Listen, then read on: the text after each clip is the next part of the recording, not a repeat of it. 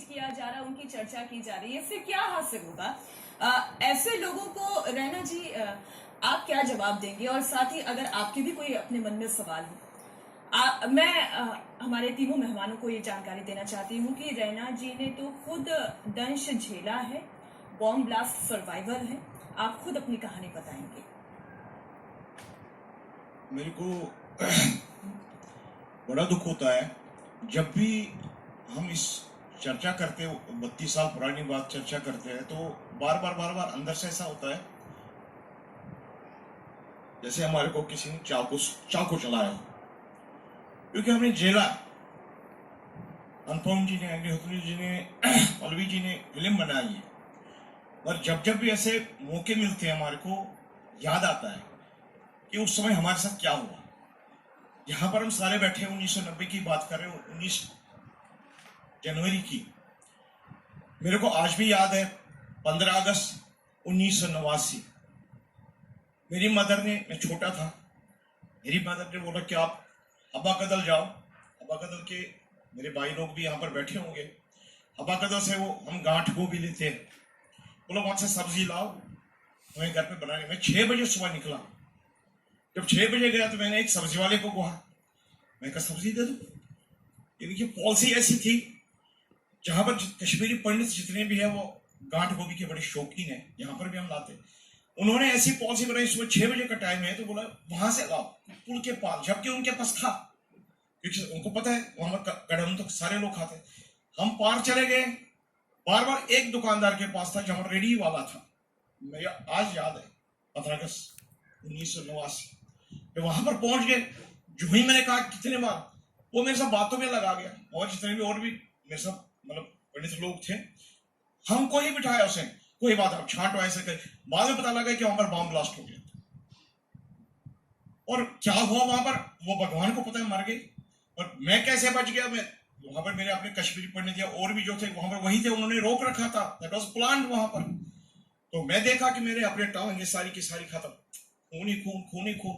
मेरे को वहां पर बच्चे भी थे, एक बुजुर्ग माता थी, उनको अपने घर पे पहुंचा, मैं देखा तो वो खून था, खून ही खून था। फिर हॉस्पिटल पहुंचे, मुझे पता नहीं, फिर पेपर में मेरा फोटो वोटो जो भी था आया था। एक इंस्टेंस ये है, हमने समझ नहीं आया हमारे को कि हमें आगे क्या देखना है।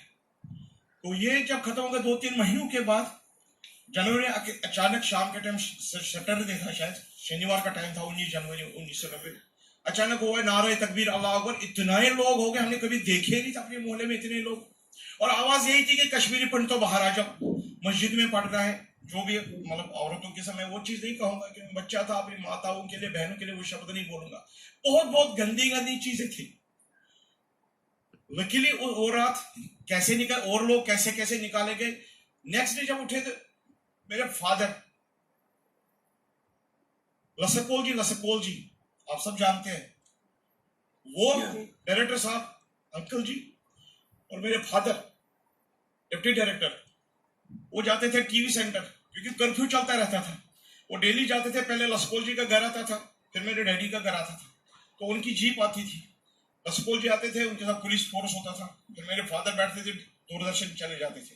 रात के टाइम पहले डैडी उतरते थे गाड़ी से, उनको पुलिस अंदर घर पे छोड़ते थे, फिर लसकोल जी जाते थे। ऐसे उस दिन, जिस दिन डैडी आ गए, डैडी घर के अंदर आ गए, उन्होंने कपड़े निकाले, कर्फ्यू चल रहा था, काफी हालात खराब था, तब तक मारे ही जा रहे थे अपने कश्मीरी पंडित भाई। लसकोल जी का टीवी पर आ गए कि ऐसे मर गए। उन दिनों मोबाइल नहीं था, कुछ नहीं था, उनको गोली से मारा। टीवी पर जब देखा तो डैडी जी के नेचुरली एक भाई जैसे डायरेक्टर, कुलीग भी है, भाई भी है, एक पारिवारिक रिलेशन थी उनके साथ हमारी।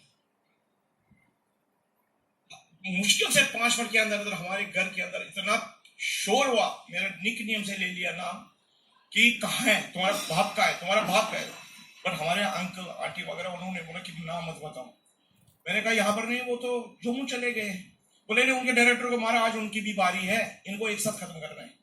मैं कहा वो है ही नहीं यहाँ पर, मगर मैं बाहर नहीं गया, मेरे से कुछ नहीं किया, तो वो चले गए। मुश्किल से आधा घंटे के अंदर कुछ पड़ोस के ही लोग आ गए, जिनके साथ हम क्रिकेट वगैरह बचपन में खेलते थे एक साथ, हमें क्या पता क्या होना है। वो आ गए, कह रहे ये बताओ डैडी का। मैं कहा वो जम्मू में है। कह रहे अगर यहाँ पर है, उनको अभी निकालो, इसी टाइम निकालो, और वहां पर मस्जिद में, मैं ओपनली कह रहा हूं, लाइव प्रोग्राम चल रहा है, मैं ओपनली मस्जिद में, नाम भी पता है मुझे उसका, मैं नाम नहीं लूंगा, बोला आप अभी इस टाइम आप निकल जाओ, नहीं तो आपका खत्म हो जाएगा, फिर कादर ही खत्म हो जाएगा। रात के टाइम क्या था, 11-12 बजे का टाइम था, पड़ोस के ही थे, उन्होंने गाड़ी लाई। अब हमारा मेन गेट जो था उस गेट से नहीं निकले हम, पीछे वाले गेट से, जैसे चोरों को निकालते हैं ना, चोर जो होते हैं चोर, कपड़ा बांध के पूरा, मेरी मदर मेरे साथ, मेरे फादर, मैं, गाड़ी में बिठाया उन्होंने, बिठा के रास्ते में चले गए। उसने बोला, जैसे भी भूमरू साहब ने कहा, petrol, this was deliberately, this things were deliberately doing, they think they were doing this such things deliberately. रास्ते में बोले पेट्रोल डलवा, पेट्रोल डलवा। अब हमने सोचा, हमने कहा पेट्रोल में क्या हो गया, बोलो उधर डालना है। वो वहां पर एंट्री करते थे, क्या करते थे, वहां पर ड्राइवर जो था मुस्लिम थे, उन्होंने कहा मेरी मदर से आप टीका उतारो, टीको मत लगा। तो उन्होंने टीका लगाया, तो उन्होंने जब वहां पर पहुंचा, उन्होंने एंट्री करी, क्या करी मेरे को इस चीज का नहीं अनुभव, बट इतना उन्होंने बोला ले जाना और वहीं पर गड्ढे में डाल देना इन तीनों को भी। मगर वहां पर पुलिस वाले सीआरपीएफ थे, तब वो आर्मी नहीं थी, कुछ सीआरपीएफ थे वगैरह, उन्होंने फिर वहां से आगे कर लिया, फिर एक एक करके हम पहुंच गए।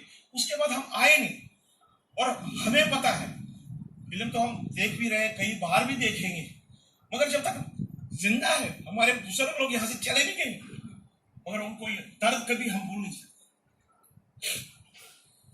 वाकई में अनुपम जी, जो 19 जनवरी की रात हमने उसमें फिल्म में भी देखी,